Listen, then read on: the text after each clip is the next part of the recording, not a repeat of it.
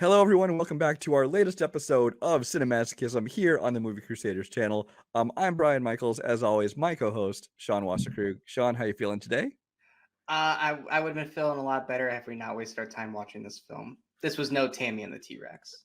Yeah, that's the problem. On this show, we talked about it last week where, there's different kinds of bad movies you watch on this show, and some of them are really fun to talk about, and some of them we defend, and then some are just like this, where it's just bad, and it's not even, like, fun to watch bad. I mean, because we watch these together, it becomes almost like a Mystery Science Theater 3000 thing, where kind of we make our own fun by heckling the movie, pointing things out. Yeah, this wasn't even fun on that level. So Honestly, you were getting angry while watching this. Like, you were getting angry about one particular person, which we will talk about. But I was like, as you're going through, like, you just kept getting more and more annoyed to the point where you just got straight up angry at it. And I was just like, wow, Brian, I don't know if angry is the word. Irritated. You were Irritated. getting so frustrated by the end that you Yeah. just like. So of course this week, as you can see from the graphic, we are talking about 2000's Dungeons and Dragons, which was your first Dungeons and Dragons movie, not your last one. There was a couple that went straight to video, somehow even worse than this one. There's a new one coming out. I got to see a screening of it. I think it is actually a ton of fun. It's not everything it could have been, but it is a lot of fun. Check that one out. But in honor of that new one, we are watching this version, sadly. Dungeons and Dragons was released on December 8th, 2000. It made $15 million in the US, $33 million worldwide. The Rotten Tomato score, 10% from the critics and 20% from audiences. IMDb, who is usually pretty generous, honestly, 3.6 out of 10 is the average there. And Letterboxd average of 1.5 stars out of 5. What was the budget? I have no idea. I'll look it up. You look that up. So yeah, Dungeons and Dragons is a property that should be primed for a great movie. And apparently, back when the game was made, back in the 90s, the game was originally created in like 1974. By the year 1990, the guy Courtney Solomon, who directed this movie, he had bought the rights to the movie rights to make a movie of it, but it took him like 10 years to get the funding and everything to make it, and he ended up directing it himself, which is probably a mistake, but because he had never directed anything before this, and he hasn't really directed much since except The Getaway with Ethan Hawke and Selena Gomez, which is actually an awful movie as well. But this is really a property that should make for a great movie. It's like they have an entire world created. They have, all kinds of different kinds of characters, and there's nothing they have to be. There's not a specific plot or specific characters they have to stick to. They can just create their own thing within this world, and this is what they came up with. So, yeah. Anything to say before we get into the movie? The budget was 45 mil. 45 million. $45 million got spent on this. Yeah, and based off of what we got in the film, I want to know where that 45 million went, because it could not have gone to the cast. The most expensive one would have been Jeremy Irons, and even that. Yeah, it wasn't the cast. It can't have been the effects. I don't know where. I mean, honestly, by today's standards, it's costumes. Probably the costumes. Something. I don't know. But yeah, Dungeons and Dragons. I mean, I have never played it. I've never done that. I'm not against doing it. I just have never been invited to do one. But yeah, I remember when this movie came out, I was just like, okay, like I'll check it out, because this was like right when I was in the first 6 months of working at the movie theater, and this was coming out, because it's like, this is a freaking Christmas movie technically. And the only real names I knew were Jeremy Irons and Marlon Wayans, who I like both actors. So I was like, all right, I'll check this out. I just remember watching it, and I just remember going, man, this is dull. This is not that good. And then it's one of those, it's like a day, maybe two after the movie, after you watch it, you don't remember it anymore.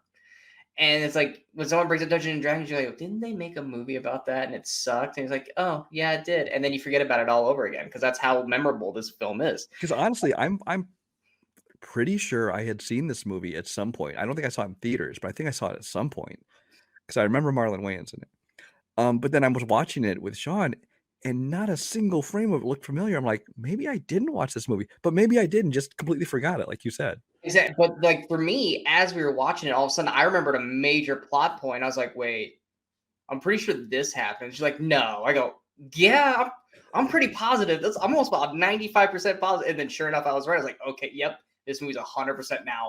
My brain has found the memory. It's coming full fledged back. But yeah, I mean, since then, I mean, obviously Dungeons and Dragons has kind of come back huge, obviously because of Stranger Things. Literally, Stranger Things has, in my opinion, I think is the whole reason why Dungeons and Dragons is what it is now. Again, I don't think we would have gotten this new one if it had not been for Stranger Things making Dungeons and Dragons popular. Not that it was ever not popular, but hit that echelon of like it's cool for everyone to like Dungeons and Dragons. Yeah, so like not that Dungeons and Dragons wasn't popular per se. I mean, but it was very low on the totem pole. Like it was one of those things like if you were a part of the Dungeons and Dragons like fan group, the game had never gone out of style. But in terms of like the world of like popularity and stuff like that, Dungeons and Dragons wasn't really brought up probably because of this film killed it in a way. But Stranger Things did bring it back up to the forefront because literally Stranger Things uses Dungeons and Dragons literally to describe every villain in their series. And so because of Stranger Things, I think that's why we got Dungeons and Dragons Among Thieves, which, like I said, you've seen. I have not seen. We will have a review for that when I do see it. But yeah, this movie I think did more harm than good for it because it's like I remember going, you know what, this would be cool to play, and then I watched the movie and it's like, nah, I'm good. Yeah, I played a little bit of role-playing games back when I was a kid because video games back then sucked, at least the ones you could play at home, not the arcades. So basically, you had board games and you had role-playing games like this. And I played some Dungeons and Dragons and some other ones as well. And they were fun to play. You know, you create your characters, you go on your adventures, all this kind of thing. We made up some of our own. And but basically, it was like back in the 80s, back when Stranger Yeah. Things takes place. That's Dungeons and Dragons was a big fun thing you did with your friends. But yeah, by the Did they time this also movie make came. deals with the devil back then too? Oh, yeah, they also thought it was it was criticized that and heavy metal music were gonna drive us all to be Satanists. Play the Which I movie am at the backwards, moment. he is talking to the devil. But by the time they made this movie, and like I said, it took him like 10 years to get the funding together. By the time they made this movie in 2000, Dungeons& and Dragons, it was not a common name anymore. I No, mean, magic people had was. people had heard of it. There were still I mean, there's still a lot of people that play this, but Yeah. it's not like a major, phenomena. It's more of like a niche thing, a special interest thing. It's not a gigantic thing. And so, I mean, there have been like they still make novels based on the worlds. They still do occasionally you'll see a video game or something popped up that's based on it, but it's not like a major property. So it didn't have the name recognition. And like you said, Stranger Things, I think, brought some attention back to it that enough that they could lure some bigger names and give a decent budget and make this new movie. And actually, and the fact that it's written by John Francis Daly and I forget the other guy's name, but they are kind of people who are closer to my age. They probably played it back in the 80s. John Francis Daly from Freaks and Geeks, he's come right from that that kind of the time when Dungeons and Dragons was big, and so I can see why that was kind of probably a passion project for them. And this new one got made. This one doesn't seem like a passion project so much as, let's try to cash in on a property that by the time this came out wasn't popular anymore. So, And this isn't just something randomly that happened. This happened all the time in the 90s, where they were like, hey, here's this very popular property, but let's wait 5 years for it to not be popular anymore. And then we'll come out with it. And by the time it's come out, no one cares anymore. It's poorly directed, it's poorly acted, and it's just not memorable. It's like, cool, any semblance you had that you were going to bring this back, you officially killed it. And a lot of times it was video game movies. And I mean, this is a tabletop role playing game, but I mean, Street Fighter did it. Uh, Super Mario did it. Double Dragon did it.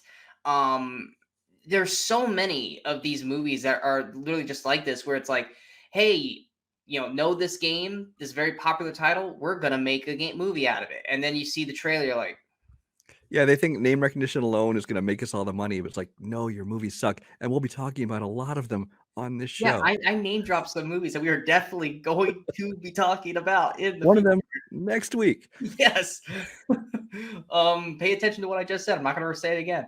But yeah, You can preach it. it's a normal thing. It's better now by today because I think the people that are doing it now are fans of those things. It's not a movie studio trying to go, oh yeah, these nerds, we'll put Dungeons and Dragons on it, and everyone will come flocking to see it. Like I think the last one that did it that just ultimately failed was Warcraft.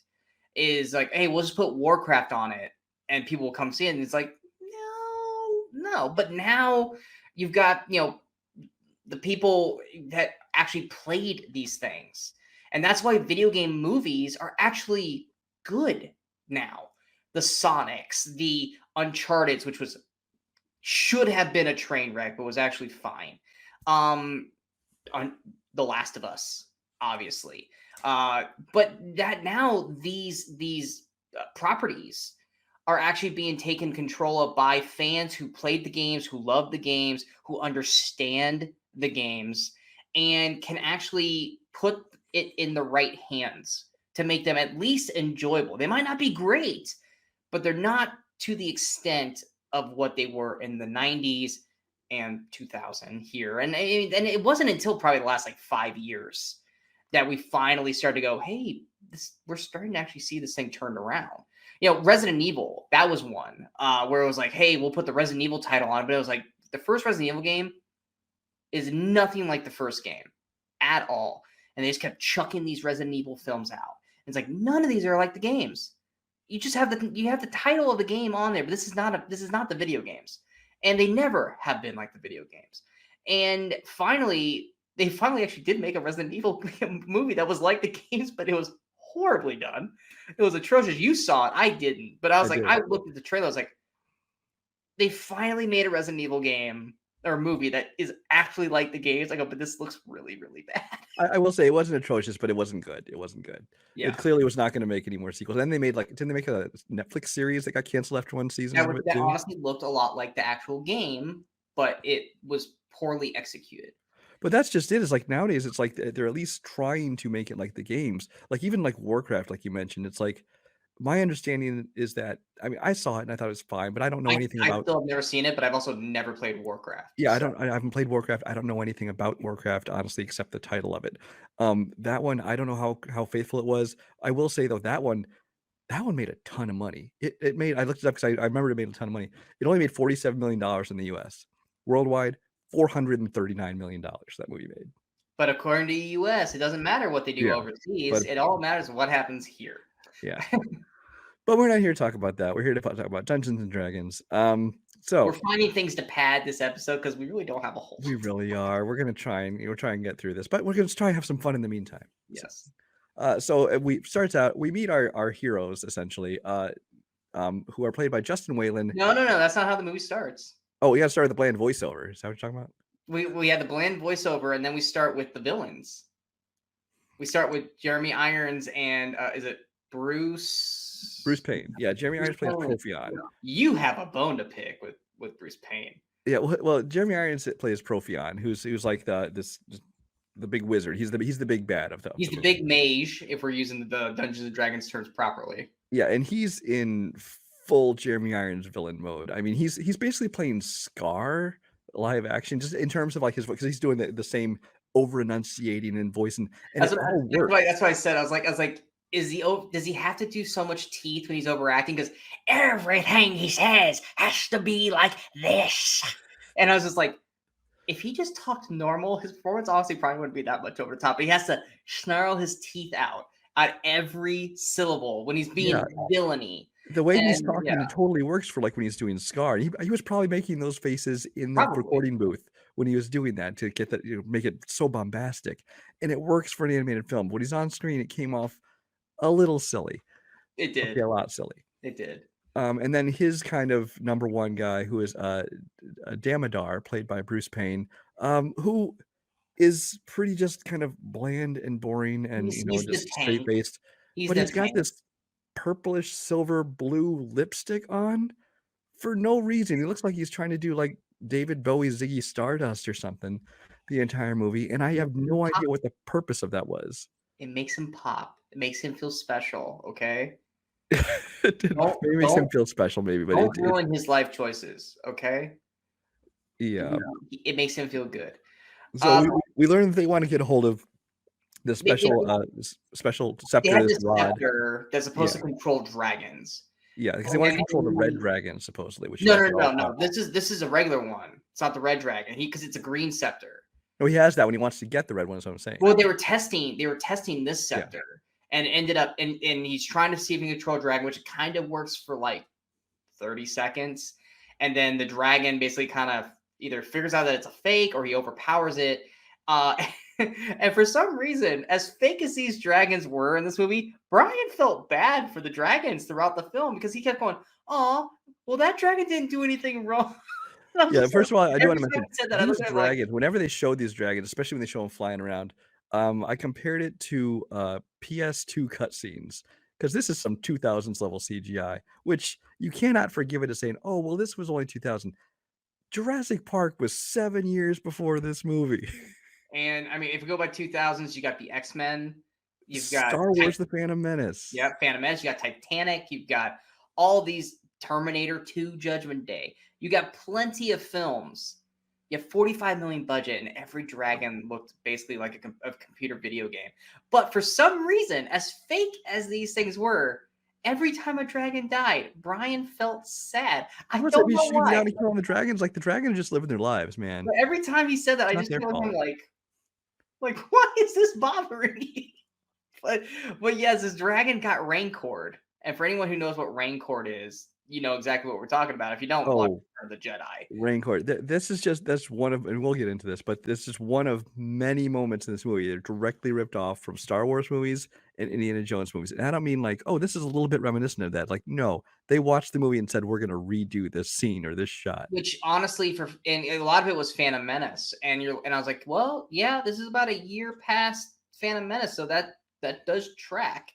But basically, the main plot for these films is they want to control dragons so that way they can overthrow the princess or the queen, Empress. empress. Sorry, The Empress. Basically, Empress Queen Amidala, played by Thora Birch, who might be the hold on, blandest. wait. Leave Thora Birch alone for right now. We'll get to her. Let's wait for her to actually be on screen before you start attacking her. But yeah. So that's the general main goal for the villains in this film. Then we get introduced to our lead. Then we get introduced to our the thieves, basically, played by Justin Whalen and Marlon Wayans, who. Okay, Justin, first of all, looks like Billy from Tammy and the T-Rex. I was like, is this the same actor? But no, it's not. Now, I only know him as he played Andy in the third Child's Play movie. I also, who did I say he looked like? Oh man, I said he looked like somebody. You're like, oh, I said that he should have been played by Will Fidel from, or is it Fidel or Fidel? Friedel from Boy Meets World, who plays Eric. I think at that time, I think he actually would have done a really good job. But yeah, and then of course Marlon Wayans goes by Snails. Really? Like that's the name he chose? And Marlon Wayans is playing this. Well, first of all, Justin Whalen is like the most blandest actor you can come up He with. really He's is. like he's completely forgettable. His face is forgettable. His acting's forgettable. You know what he's trying to be? He's trying to be like Christian Slater in Prince of Thieves. Yeah, it wasn't working. Christian Slater has 1,000 times more personality than him. He's 100% trying to play like Christian Slater and Robin and Prince of Thieves. Because there's a few times where he has, I think it's when he's bantering with I'm blanking on the girl's name, Marina, where I'm like, he's trying to do Christian Slater. Like I can see it. And he's got the hair for it, and so I was like, he's trying to do Christian Slater. It's not working, but he's trying. But basically, when I'm just gonna call him Jeremy Irons. I'm not gonna try to keep remembering Proflon or whatever. Yeah. When they kill this dragon, apparently dragon's blood, if it goes into water, starts a huge fucking fire. And so the whole starts huge, really bad CGI fire. Yes. So the whole town is distracted by this river of fire because apparently that happens when blood from a dragon falls in the water. And so Snails and Ridley basically decide, hey, the town's distracted. Let's break into Hogwarts and steal a bunch of magical. They even say the magic school, yes. Magic school. To be fair, this is a year before Harry Potter. The movie came out, but the books are probably out. Oh, the books are definitely out. Several books have been out by that point. Yeah. Yeah. So basically, they're like, "Hey, let's break into there." And of course, it's a typical kind of that you have Snails, who's the comic relief, but also it's like, no, no, no, we shouldn't do that. We're gonna get caught. I always get caught. I always and of course Ridley's cool guy. Like, oh man, we got this. It's so cool. But of course they go in there and they're making a shitload of noise and touching everything, which Brian had to rewind this one part with Marlon Wayans. Oh yeah. So well, first of all, Ridley, what he was trying to play was Han Solo, and he's cannot play Han Solo character. Again, it's one of the many ripoffs of Star Wars. So does that make Snails chewy? I guess. Except things Marlon Wayans is playing Snails as just modern day dude. He's using completely modern lingo. That really bugged you. It really bothered. Now, if everybody in the movie played it that way, you could maybe overlook it. But it's like everybody else is like playing like it's like this, classical adventure. Medieval, and he's just proper. making modern. He's talking about, oh, I want to hit that, and it's making modern jokes. It's like this does not fit in this movie at all. And Marlon Wayans, at the time, I didn't dislike him too much. I mean, this is the same year he did both Scary Movie, the first one, which was funny, and Requiem with a Dream, for which he got a lot of dramatic accolades and things like that. So at the time, at least, he was trying to do good stuff, and then he comes to this, and I mean, he's just doing his regular comedy, which he honestly probably got a good sized paycheck for it because he was the biggest name in this. Yeah, and I'm sure they basically said just play yourself. Probably. So I don't blame him for it, but it was still just very distracting in this movie. Yeah. But yeah, at one point they're going through this magic school, and he wants to these dragon's teeth. Which, first of all, he holds up this one dragon's tooth, which is like this big, and apparently weighs nothing. Yeah, what about the old dragon's tooth? That one up, and it's clear why they weigh so little, because then when he lays one down, you can see the back of it. It's just white, and it's like styrofoam that these things are made of. It's just right there, right in the open. They didn't bother to reshoot it or anything. No, just go with it. Yeah, it is what it is. This is the movie that we came to see, kind of thing. And if you spot something that blatant and it's in the first 10 minutes of the movie, you should go, shit. Right. Especially if you're going to this movie excited for it, like opening weekend, and you saw that, you're like, oh no, if they're willing to let that go. I can't imagine if I was a Dungeons and Dragons fan of the game, and I come to see this movie, and I see that in the first 5-10 minutes, I'm like, oh, it's gonna be bad. Yeah. We cut to Jeremy Irons speaking at I don't know, some kind of council. He's basically doing the vote of no confidence in the Empress, trying to take her out of power. It's our first a bunch of other mages, and he's basically saying that the Empress is going to try to give freedom to the people.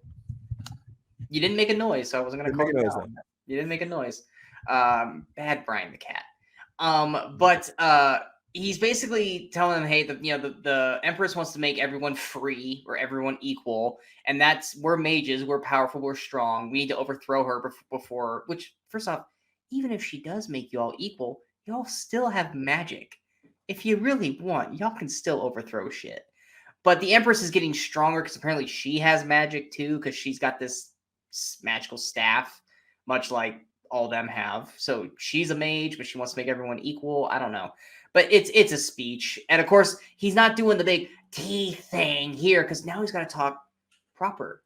And he's got to talk like he's not a villain. He only acts like evil in private, yes. Yeah, so he's talking all normal, not showing his teeth, not overacting. He's just being Jeremy Irons, the actor. Until he basically is alone with Demathorn. I erased it now. Damodar. Yeah. Lovely names they have in these things. I don't fucking know the name. We also meet Thora Birch, of course, as the Empress. She is maybe the worst actress I've ever seen in my life, because it's not even that she's acting. It's not even that she's acting badly. She's just not acting. Just completely emotionless, almost monotone. She has no acting ability whatsoever. And this is a year after she was in Academy Award-winning movie American Beauty. Now, she wasn't award winner for it or anything like that. No. But clearly they put her in a movie of that caliber. They thought she could act. So I don't know if she just was bored by the script or what, but she was just playing this one as nothing. I told Brian while we were watching this, it's like, if you cover her mouth and just show this, no expression. There's no expression through the whole film. It's just right here, you guys can hear me talking, and I can be as vibrant as I want with my mouth, but I'm not. I mean, I'm moving my eyebrows. You guys see I'm shivering expressions. She's not moving anything. I don't know if she got Botox or something, but you cannot get any facial reaction from her. Every line of dialogue, doesn't matter whether she's upset, angry, or in an argumentative state with Jeremy Irons' character, her face is this the whole time. It's just like she's just clearly reading like cue cards or something, because there's no emphasis on anything. She has tone, but she's not selling it. And then I'm pretty sure that's like rule number one in acting school, is if you have to sell it with everything. Don't just Even say in it, pro show it. wrestling, Yeah. even in pro wrestling school, if you don't sell it with the face, the fans aren't gonna buy that you're being hit. And so it's like, dude, Thora Birch, you clearly don't give a shit about this movie. But we go back to Ridley and Snails, who are still in the thing. Well, And first I love when they first drop into the room, because like Ridley, they put a rope down. Ridley slides into the room.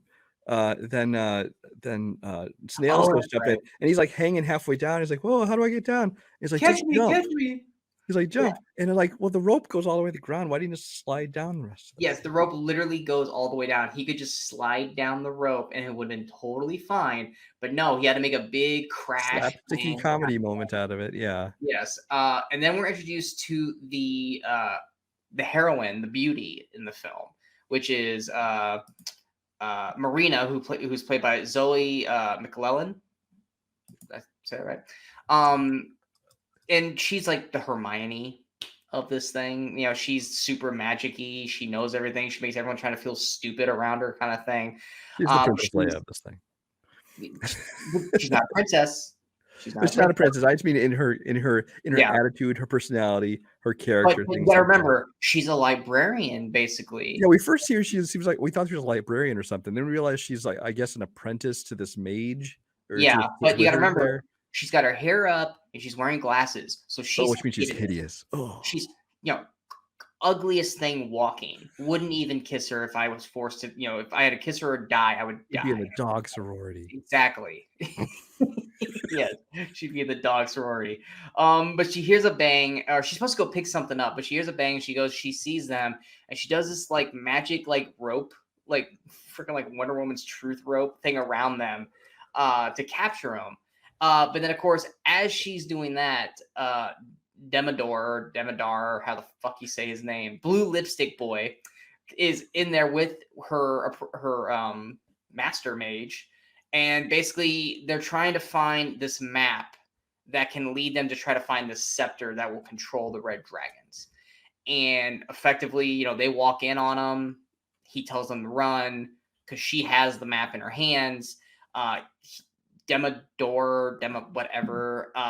kills him, breaks his neck, basically. Or does he slash his throat? I can't remember. It looked like it was a neck break. But it felt more like it had a slash sound effect instead of a crack sound effect. So either way, and so it's basically a chase scene. They like run into like a bar or something, and they run into a dwarf who I've seen in things. That's Lee Ehrenberg. He's mostly known for as a Pintel from Pirates of the Caribbean movies. That's right. Bald Yeah, dude. he's one of the main doofuses from the Pirates films. Pinto, first, I mean, in the middle of this chase, first of all, they decided to go down this garbage chute, just like out of Star Wars. They do. That was the second scene that I was like, oh, this is straight out of Star Wars. They're trying to frame our heroes, our Ridley and Snails and Marina. They're framing them for the theft of this map. Profion like gets mad at Damodar for not catching him and shoots him with.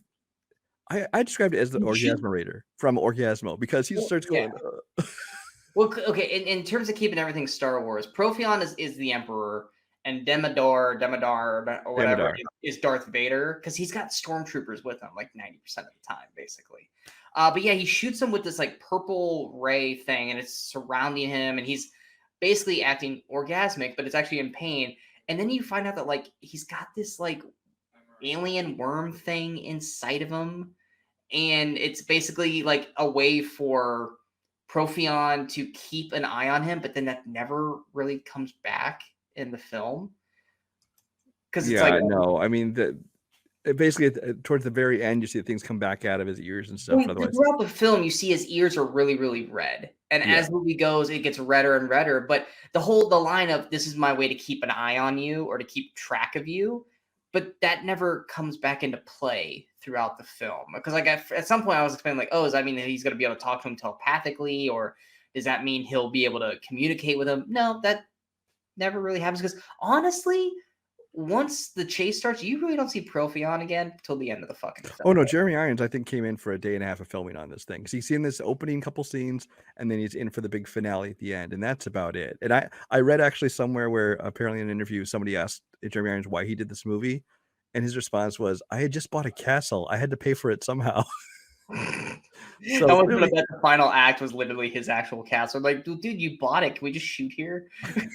Kind of thing. so I mean, at least he's honest. This is the kind of thing he does just for the money. But yes, back to our heroes. They went down the garbage chute. They did not get attacked by a creature in the garbage chute while the compactor was closing because CP3PO was not responding to his walkie We were call. waiting for it, and then they go into, like you said, the bar, which Sean goes, and here's our cantina, and sure enough, there's that. Because you have the weird music, you have the creatures who look like aliens, and then you got a bunch of dwarves because it is Dungeons and Dragons and there are dwarves. And that's where Although this dwarf, I gotta say, this dwarf is the prototype for Gimli. He has the same look to him, the same voice to him, the same way he talks, his attitude. It's like they must have just taken the same version of a dwarf and said, "This is what we're using." and he hates elves because dwarves They and elves hate apparently elves, hate each which other. I don't know. Is that a thing? Is that a common thing in actual dwarf literature? I don't I know. thought it was just a Lord of the Rings thing, but apparently it's not.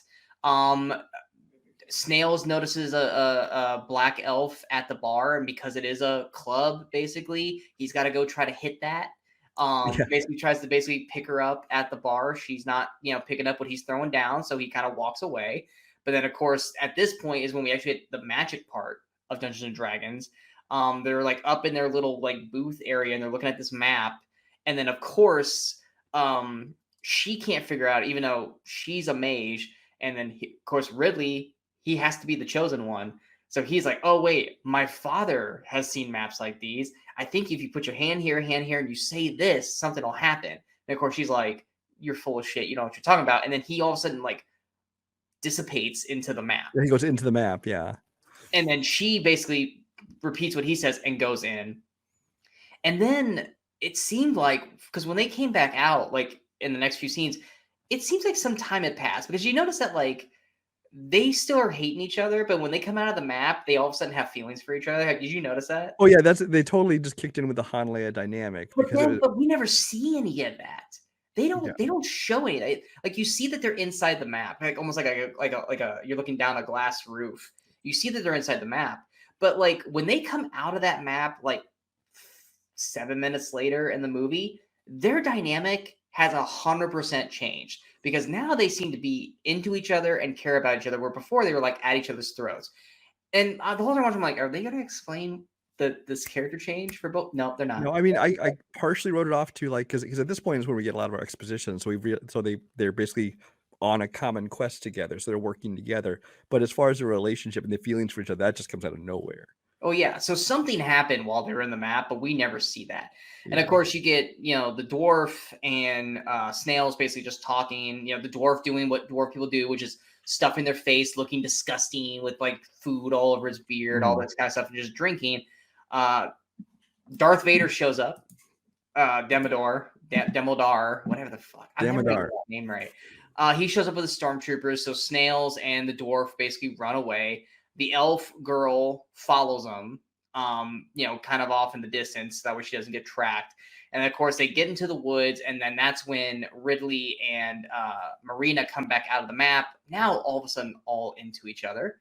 And now Ridley's all about this mission, which before they need to get the Eye of the Dragon from the Guildmaster in Antius City, which of course it's just it's a fetch quest like you have in these games. It's a Dungeons and Dragons thing. It's 100%, which cool. That's what the movie is. That's fine. Nothing wrong with that. But like I said, the whole character dynamic has 100% changed. Snails doesn't want to go because he's like, dude, this is where something's bad's gonna happen to us. Let's just move on. We did what we wanted to do. Now we're being drugged into this. Ridley outsmarts him or tricks him into, basically saying, hey, we know we're gonna do this kind of thing. And they basically start to go on their quest. Yeah, so they travel to Antia City, and basically they're looking for the guild master of this thieves guild, which they actually dropped the title of the other movie, Honor Among Thieves, in this movie.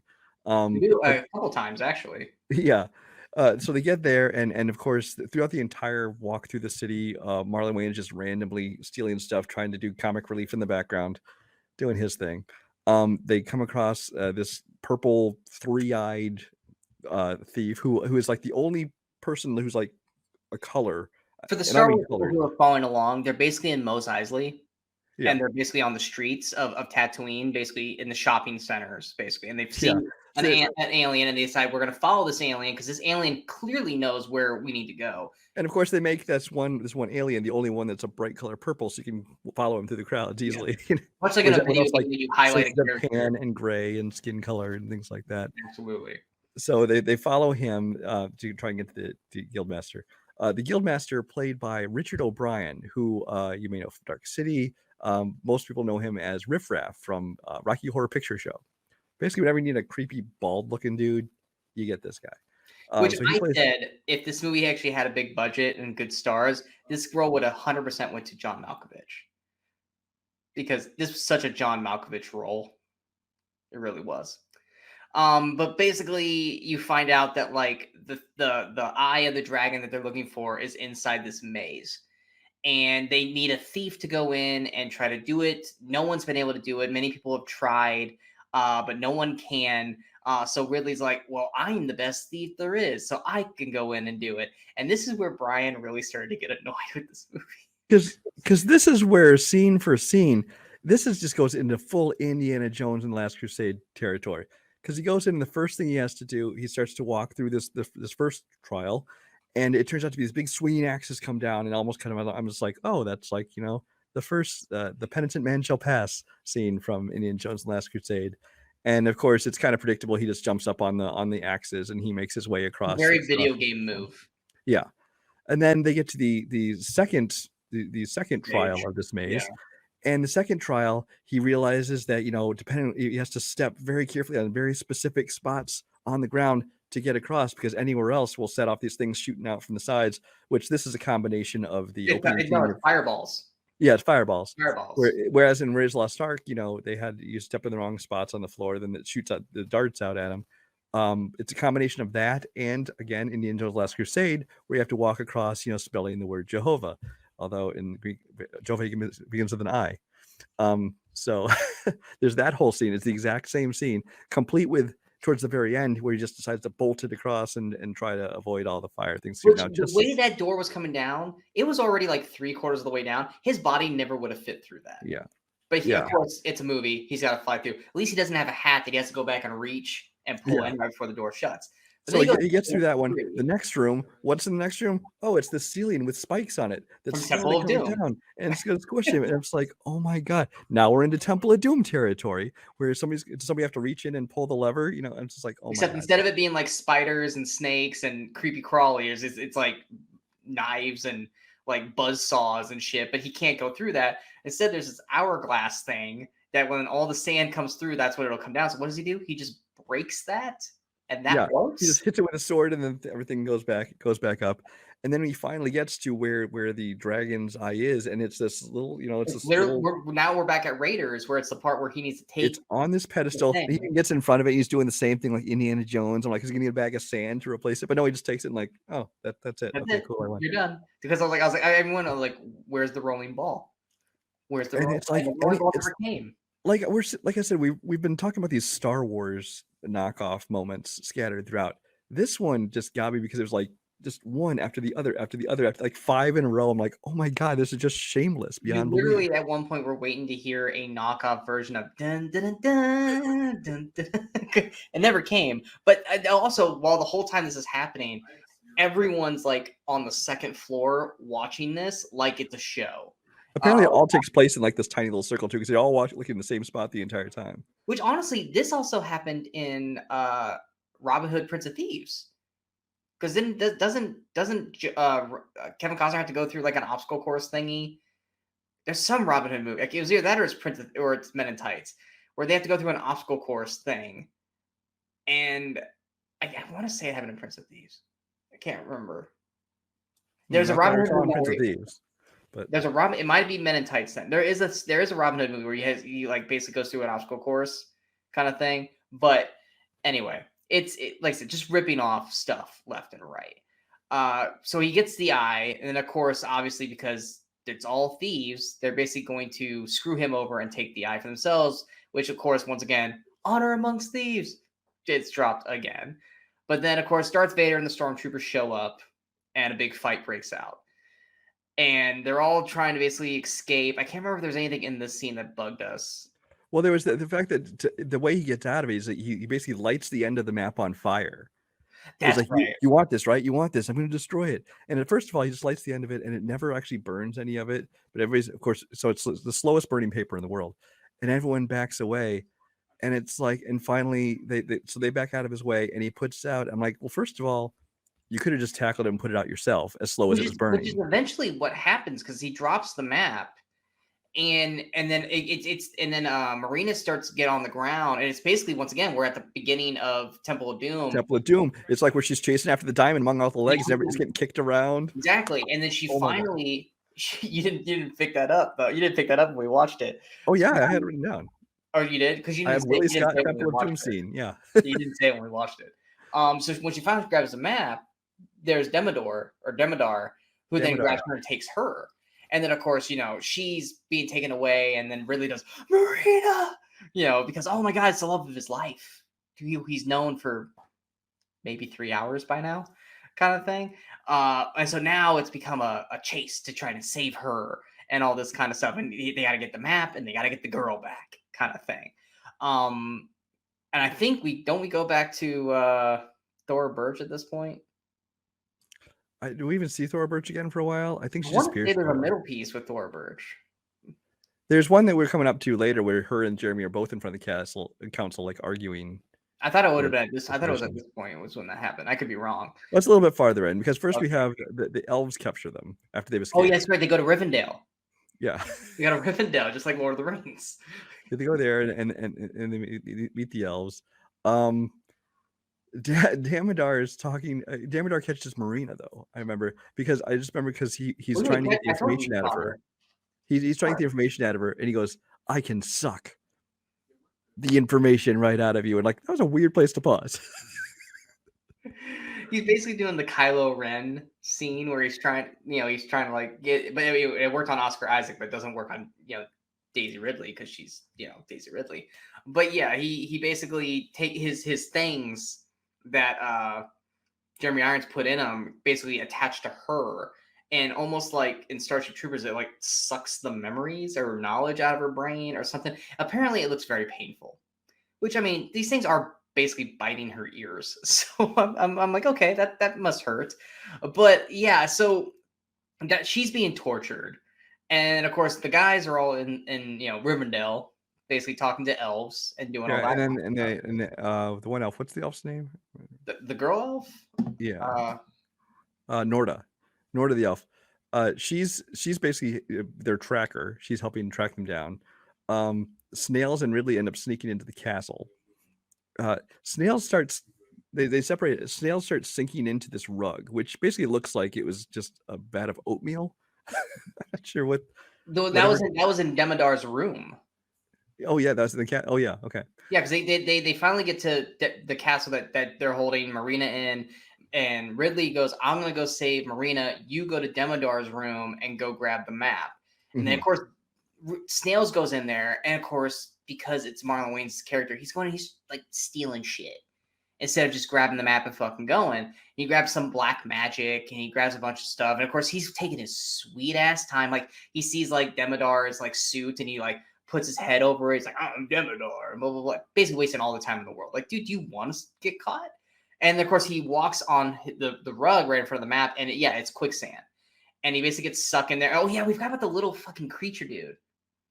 Like the little Jabba the Hutt creature, like dragon thingy. Oh, a little mini dragon is following him around with again, like while he's sinking in the thing, it's over there and it's like, like doing that shit. But Demodar basically captures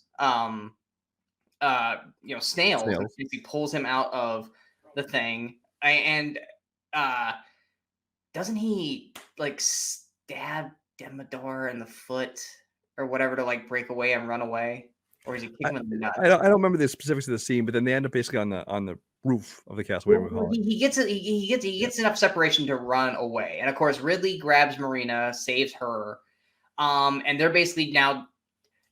Snails is being chased by Demodar. Ridley and Marina are now chasing after them to save Snails. They get on basically the cliff of where this castle is, and Snails is basically trapped and decides, I guess I'm going to have to fight Demodar. And this is when I remembered the movie. And I was like, wait, crap. Does he die in this? And Brian's like, no, absolutely not. There's no way he dies. Like, dude, I'm pretty positive Marlon Wayans dies in this scene. Well, And you're they're like, not going to oh, kill off like the more recognizable name in the movie, and he's like the comic sidekick. They never and the best friend. They never kill but that like guy. they fight, and Demedar's like dislocating his shoulder and basically like busting him up to the point where he's bleeding out of his mouth. And he basically has him on his knees, about to do a death blow. And here comes Ridley and Marina, and they're like, let him go, stuff like that. And he's like, give me the eye, and I will, release. Maybe I won't kill him or whatever. And so he tosses him the eye, and basically, he's like, I'm still gonna kill him. And you said you weren't going to. I lied, kind of thing. And so Snails looks at Ridley like, hey, I'm gonna do something stupid. And of course, Ripley's like, Ripley, it's aliens. Ridley's like, no, Snails, don't. And he tosses the map, which then, of course, Demodar, who has like shredder claws, basically stabs Snails in the back of the neck and then throws his ass off the cliff. And then, of course, Ridley does. Brian mimicked it right after it happened. Ridley gives like the biggest. No! It was just. And it's one of those things where he like crushed his face and the camera like panned all the way in, and then he like did the no. No, I'm not going to call that one a Star Wars ripoff, because that was in Star Wars after, but just it was still the same kind of overreacting. No, it's It's just Revenge like of the Sith. it's Revenge of the Sith, but that was until Oh 2005. yeah, exactly. That wasn't a ripoff. But so then Ridley tries to fight Demodar. He can't. He basically gets stabbed and is about to die as well. But then Snails like say he stole a bag of black magic, and so Marina finds that and throws it at Demodar to knock him down, and then opens a portal, and then that's how Ridley and her escape. And then of course they do the sad thing, like they show Snails' body on the ground, like dead, and like does like the pan up kind of thing. And they go back to Rivendell, and they basically find like the head elf, like doctor, to like heal and use the Schwartz to basically heal Ridley and all that kind of stuff. And then of course, they're like, how'd you do that? And they're like, well, you guys just practice magic. We are the magic. Yeah, then he gives basically the midichlorian speech about Yeah. how the Force is just it's everywhere. It binds us. It penetrates. It lives between things. It obeys your commands, but it also controls you. And it's like, okay, so now the midichlorians thing from Star Wars, which of course we've already kind of established that Ridley's like the chosen one apparently, because then when they go to try and the next destination, you see there's the barrier that only he can pass through. So he must have been the chosen one. He's the only one meant to go through. Yeah, and even though he gave the eye to Demodar, he did get it back. Because he has everything. He's got the map, he's got the eye. And he goes in there and he puts the eye in this dragon statue, and it opens up this big ass treasure room, which basically is like the treasure room from Aladdin. And of course, he's looking over everything and he wants to steal, but he can't because he's a hero now and he's on a mission. And he's like, sorry, Snails, but I can't do it. Yeah. He finds the red dragon scepter, which is attached to a skeleton. And as soon as he grabs the scepter, all of a sudden the skeleton comes alive and basically just starts talking to him. Nothing real important, but he notices like there's this big mural on the wall of like the red dragons basically destroying everything, because the red dragons are technically bad. And he now has the power to control them. So it's very much of a dark side kind of thing. And so he has now this dark side power. But he comes out of the cave, and Demodar and the stormtroopers now have, you said Nora? What's the Norda? Norda. He's got Norda. He's got the dwarf. He's got Marina, all basically held hostage. And he's like, I'm going to kill them if you don't give me the scepter. And of course he's like, well, if I give you the scepter, you're going to let them go. And he's like, and this is the scene where he says, where he says, I lied. Yeah. That's the scene, actually. Yeah. So he gives him the scepter like a fucking idiot. And he's like, all right, kill them. And he's like, no, you promised. Like, I lied. And of course, at this exact moment, I think it was Norda.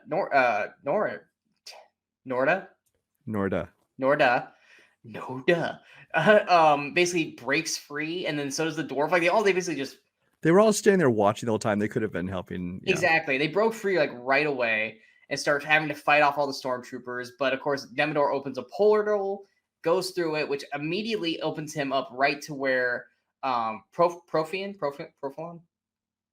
whatever. Profion, yeah. Is, and they're basically in the midst of the big dragon battle. The big PS2 cutscene, yeah. Yes, the big PS2 cutscene with Thora Birch, who's basically in the middle of a war, but she's still not selling shit the entire time. These dragons are all flying around. Dragons are dying. Brian's getting upset because the dragons didn't do anything wrong.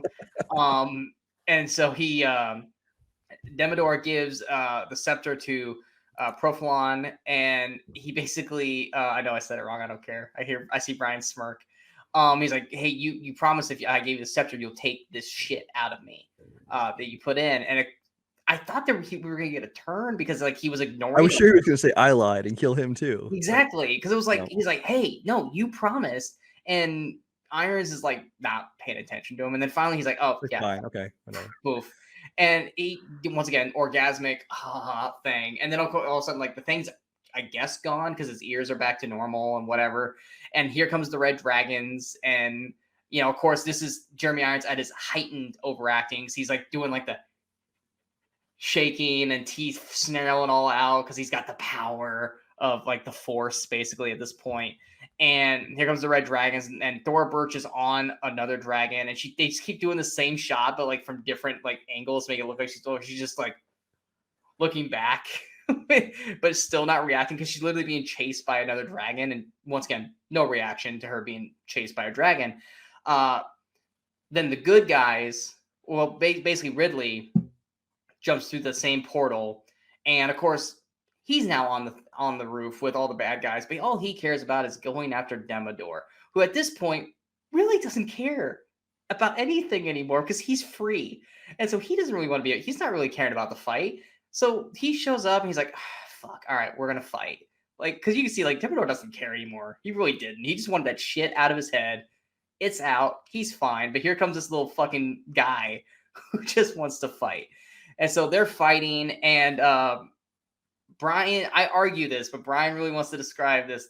Oh yeah, because okay, we get our I think final Star Wars ripoff moment where it's not direct. No, there's another one, but yeah. So they're having their fight and whatever. It's just typical sword fight, whatever.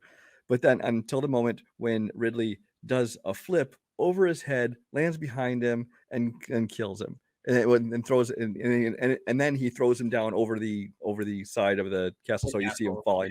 Which basically he did not cut him in half, but it absolutely is straight out of the end of Phantom Menace when Obi-Wan Kenobi, when he's down kind of in that chute, he does this super flip over him, lands behind him, kills Darth Maul, and throws him down the chute. It's the exact. Darth Maul. He did not kill Darth Maul. At the time he did. They retconned that. They totally retconned that. But he had not a retcon. They just continued the story later. It's a total retcon. And I argue that it wasn't, because Ridley wasn't hanging off the edge of anything. He literally jumped up on the railing and then did the jump. That's the only time where I was like, Brian, you're reaching on this one. I'm not reaching. It clearly was. I mean, yes, they changed things. It was not direct shot for shot, but it was absolutely inspired by that. But yeah, so he eventually he kills Demodor. He throws him over the castle, and then here comes like everyone else, and they basically are all surrounding Profilon. Am I saying that wrong? Profion. And of course, this is the Emperor Luke Skywalker battle, basically. And he's like, you think you're gonna beat me? And then he basically shoots like magic stuff at him, like the electricity and Jedi. And then of course everyone else tries to jump in. Of course, he's knocking everyone off and all this kind of stuff. And then how does he get the scepter away from I don't remember how he got the scepter exactly, but he has the scepter. he But grabs the Ridley has the scepter, scepter, and he's and like then he can starts control the dragons. Although he's but acting, then he's he acting starts to almost orgasmic about it. go he starts to almost go dark side because you see him Yeah, starting to go he's starting to overact. He's starting to go like this, and then he's like, "Wait, no, I remember the Muriel. I'm not gonna be evil. I'm gonna be good." And then he basically like he throws basically the scepter on the destroys it ground and and breaks it. setting all the dragons free of control. Which was like, okay, cool. Now they're have no one to control. They're probably still gonna try to kill everybody because they are dragons. At least here you could have just sent them home, but now you just made them free will at this point. And then Thora Birch somehow shows up. She basically put her dragon in a parking spot and then basically met up with everybody up top there. Because she's all like, "It's over. We've won." And of course, like Scar, honestly, like Scar and Lion King, when Simba's won, he's like, hey, we're cool. You may have won this battle, but I'm gonna win the war. And he puts like this mirage skeleton thing like on her back, like she's being attacked. And of course, she's like going, like not selling it at all. And while this is happening, everyone's just kind of sitting there watching it. Like literally, Ridley's behind him, who could have jumped him at any point. Literally could have stabbed him and killed him. Anyone could have just stabbed him, chopped off his head, whatever. They're all just sitting there, just watching him kind of like torture the queen or empress, and no one's doing anything to help. But then here comes her dragon up on the ledge and basically bites down on him and basically eats him and kills him. And then it almost seems like that the skeleton thing was a mirage thing because it looked like Thora Birch was like, "Oh wait, this isn't affecting me," or it was just her continuing not to do any acting whatsoever. And then of course the war ends and the good guys win. And then don't we then go to the end scene with like them at like Snails' like grave? Yeah, they're going to visit his Snail's grave, which apparently has a grave already. And while they're talking to him, they hear all the celebrating going on in the background. There's a big celebration going on, and he goes, "You hear that, buddy? It's all for you." And we're like, "No, it's not." No, I think he said this only, or you did all this, or it's like without you, this wouldn't have happened. I was like, pretty sure No, he Snail. actually says, "This is all. That's all for you." And it's like, And and we both, and you and I both went, no, it's not. no, it's not. It's not at all. I No mean, one first of knows all, who he the he fuck even talks Snail about the fact is. he's on his way to his knighting ceremony, so it's at least partially about him. And then it's a celebration of the defeating of Profion and them, which Snails didn't do. I mean, he probably No, played a part in the journey, but he didn't have anything to do with yeah, like I defeating. guarantee you, not a single fucking person there knows who Snails is. Right? But anyway, so he's about ready to leave, and then here comes Norda and the dwarf and Marina, and they're basically all saying, "Hey, you ready to go?" Kind of do all this kind of stuff, and then Ridley has the eye of the dragon, which is what Snails wanted from the get-go because it's a gigantic ass ruby, and that's what made Snails go on the journey in the first place. And so he puts this giant ruby on Snails' grave, and I immediately went, "That's gonna get stolen in like 2 seconds." It's like bury that thing at least into the ground above his casket. Don't put it on his tombstone. Like anyone who's walking by is gonna see that going, "Fuck yeah, fuck." Even I would if I saw that. Yeah. Yoink, exactly. I'm like, oh, no one else is here. Fuck. But then as soon as he does it, all of a sudden the clouds turn gray and this gust of wind blows, and then like this rock that he like stenciled in Snails on just disappears, and it's a normal rock. And then like this Norda the elf's like gives like the eye back to Ridley, and she goes, "Your friend awaits you." And then they all like put their hands in together, and then they just disappear and go off into the distance. I guess to go find Snails I because I guess guess for the he's sequel, not. that's never going to happen. Yeah. Yes, I guess he's not dead, and that's how the fucking movie ends. And we're just like, oh, okay, huh? Is this like the whole like Force Ghost thing when Obi-Wan is told, "Hey, Qui-Gon's still out there," which once again can't call it a Star Wars thing because technically that hadn't happened yet. But as Dungeons and Dragons, it's boring. It's not fun. The acting's bad. The special effects are horrifically bad. Even for the time. Yeah, even for the time. Bland as fuck lead in what was Ridley's name? Justin Whalen Justin Whalen and Thora Birch. and Thor Birch. Jeremy Irons overacts. Bruce Payne, he's fine, but he's also playing basically stone. He's pretty straight and emotionless as well. Yeah. Yeah, but I mean, for his character, that's fine. Marlon Wayans is Marlon Wayans. Zoe was good. I had nothing against Zoe in the movie. She was fine, I guess. And the dwarf was being. I will say Zoe's acting was a little bit almost Disney Channel like. Her acting She was very much almost like an Anne Hathaway-esque kind of performance in like The Princess Diaries. Yeah, not like Oscar-winning Anne Hathaway, like Princess Diaries Anne Hathaway. Yeah. Or Ella Enchanted. She was very much doing a Anne Hathaway-esque kind of performance of like when she was youngin. But yeah, so it's just. It was boring, and Brian and I the only thing that was really kind of keeping Brian and I engaged was us pointing out the similarities that this movie had with like Star Wars and Indiana Jones, and then us basically talking about how shitty of an acting job Thor Birch was doing throughout this whole movie. Yeah, that's what usually saves us. It makes watching these fun, is just to watch them and have fun. But it's just, honestly, this is one of those that even before we started, we're like, I just have a feeling this is just going to be one that's just boring bad and not even fun bad. Which is why I said that. I said this on last episode. As long as there's one thing in this movie that we can grab a hold on, like Dragon Ball Z, which was the nothing, or with Tiptoes, you got, I can't remember what the little things were. Anyway, there was something that with had a tiger. Yeah, or the lion from God, what's it? There's a tiger in not Simon Says, a Double Team. Double Team. I almost said Deep Impact, but I think that's not right. Yeah, a tiger who basically tells the villain, "There's a sniper up there," kind of thing. Like if there's something memorable, or The Vanishing with Kiefer Sutherland in a yellow sweater playing hacky sack. Not that was a stinker. Yeah, but no, this I'm just gonna remember as for all these Star Wars and Indiana Jones ripoffs. Yeah, and it's just there's nothing in this movie that is memorable to the point that outside of us knowing that we shot this video, in a year from now we're gonna be like, did we do Dungeons and Dragons on the show? Maybe, I don't know. We'll have to look, and then we look and we go, "Oh yeah, we did. Oh, well, it must have not been memorable." Much like how we make the mistake of doing it again. Much like how with Weekend Crusaders we did Russell Crowe's Robin Hood. We don't remember anything about that movie other than we were just bored out of our minds watching it. And that's what this Dungeons and Dragons is going to be. There's nothing memorable about this movie that we can go back on and laugh or anything like that. And I mean, luckily enough, it wasn't. I mean, it was longer than Taming the T-Rex, but at least it didn't pass like 2 hours or anything. But it still felt like a 2-hour movie. Yeah, that's when we did a time check and we're like, oh, we're not even halfway through this movie. I think we did 3 time checks. Well, the first one though we did, and it was like, oh, how much is left of this movie? We're like, oh, half of it. Great. Yeah, it was like, and then towards the end, we did more and more time checks. Yeah, you were like, oh man, we still have a whole another hour left. Yeah. I was like, yep.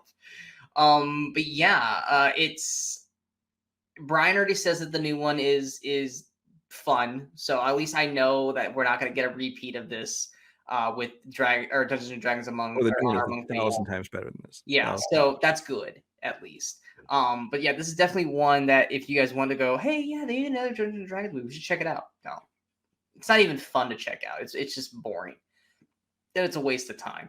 Plus, we literally just went over the entire fucking film anyway. There's nothing really you need to go back and check. But yeah, anything else you want to add? No, but just tune in next week where we're doing Super Mario Brothers. Normally we keep it hidden, but yes, Super Mario Brothers the movie comes out next week. So naturally, we gotta watch Super Mario Brothers from the early '90s with John Leguizamo and Bob Hoskins and Dennis Hopper. I almost went Dustin. And Samantha Mathis as Princess. Yes.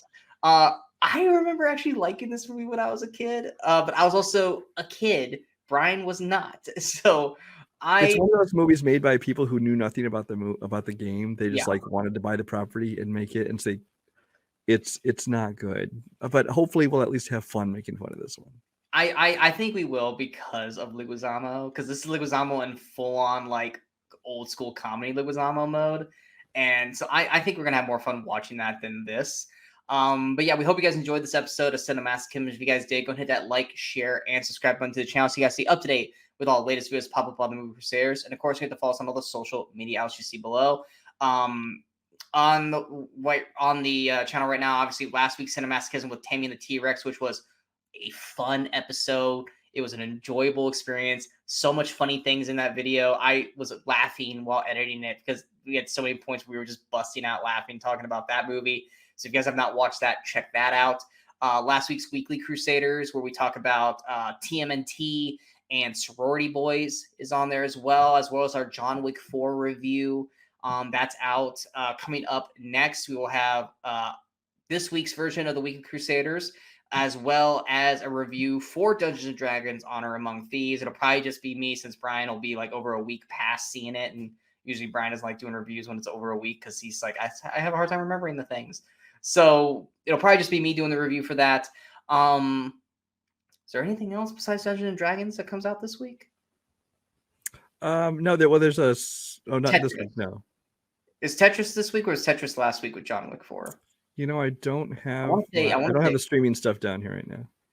But yeah, the more and more I keep thinking about Tetris, the more and more I'm like, I'm probably not going to enjoy that. So I don't know if I'll watch that or not. But next week we got Super Mario Brothers, which obviously we'll have CineMasochism next week where we talk about that, which like we already said.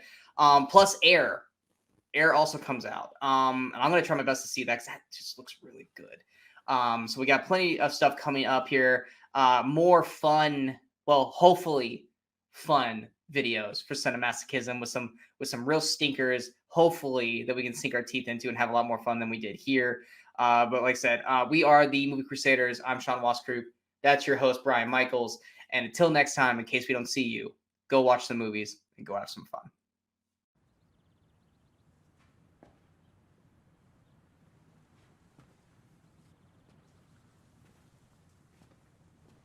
You're still here. It's over. Go home.